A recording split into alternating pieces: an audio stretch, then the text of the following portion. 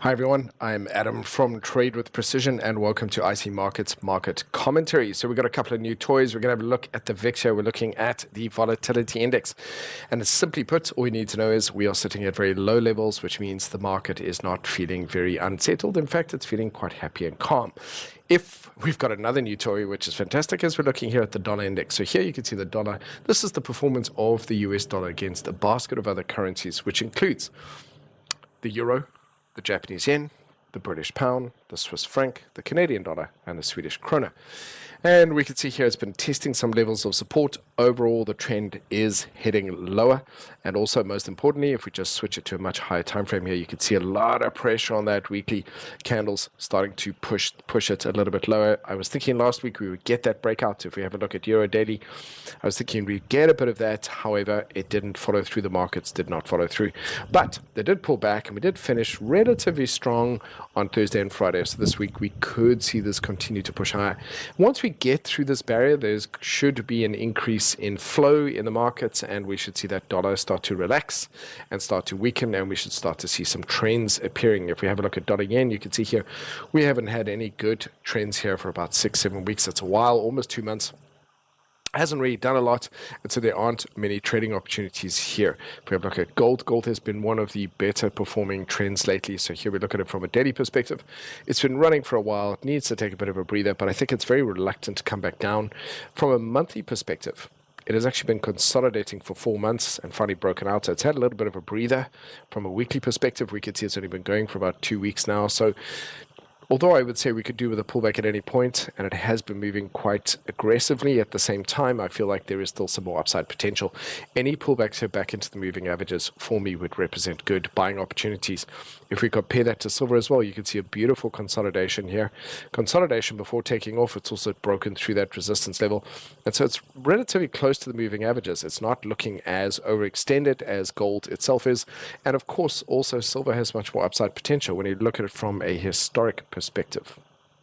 Just showing you here, it has been up to $50 before. And so, of course, although it is overextended, it also still has some potential upside. That's what I'm really getting at here, is that we could find that gold and silver offering us some really good opportunities. Now, having a look at crude oil, again, I stand by my assessment that there is not a lot of attractive performance here. We can see that it's very slowly but steadily sliding downwards. We've got lower highs, lower lows. We've broken through key support.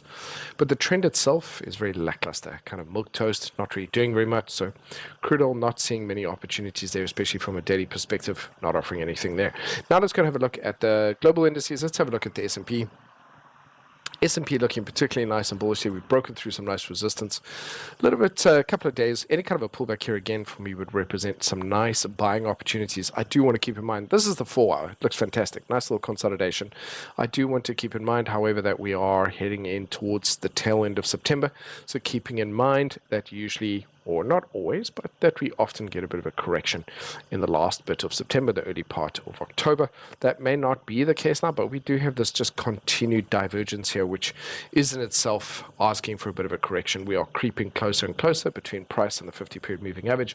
We are creeping closer to that. So it is likely that we're going to have a correction at some point in the coming 3 or 4 weeks, and we'll be looking for breaks of the lows. So let's see how that happens, or let's see how that plays out.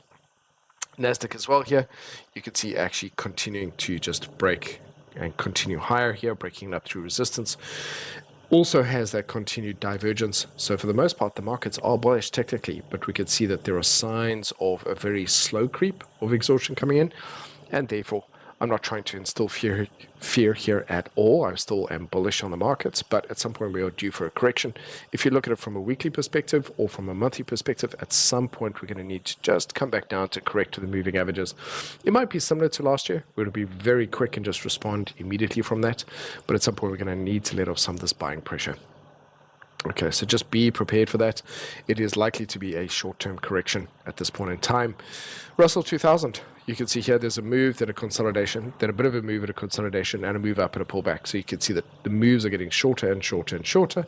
And so, of course, that also means that we're likely to see a bit of divergence starting to creep in there. So just exercising. Will it happen this week? It's hard to tell, but it is going to happen in the coming weeks.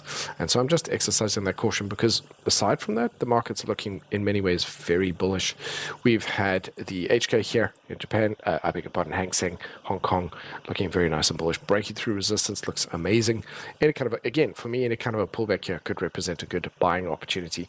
Let's have a quick look at Tesla. So Tesla had a significant breakout this week, which means that for the most part, there is pretty much nothing but upside here. It's got a couple of areas where it may run into a bit of resistance, but otherwise this is looking particularly bullish, and this was a very healthy breakout.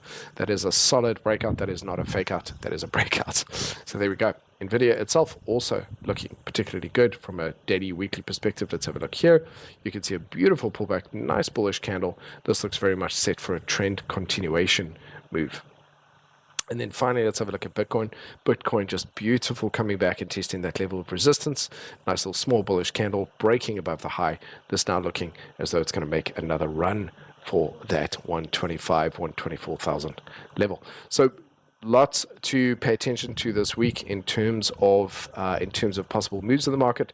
There could be some very nice trends as well, especially against the major. Gold and silver still looking relatively strong, but due for some natural, normal pullbacks. And then, of course, we're going to see how high the markets continue to push this week. We may only get a bit of a correction the following week. So just cautious, but cautiously bullish. Let's leave it at that. Thank you.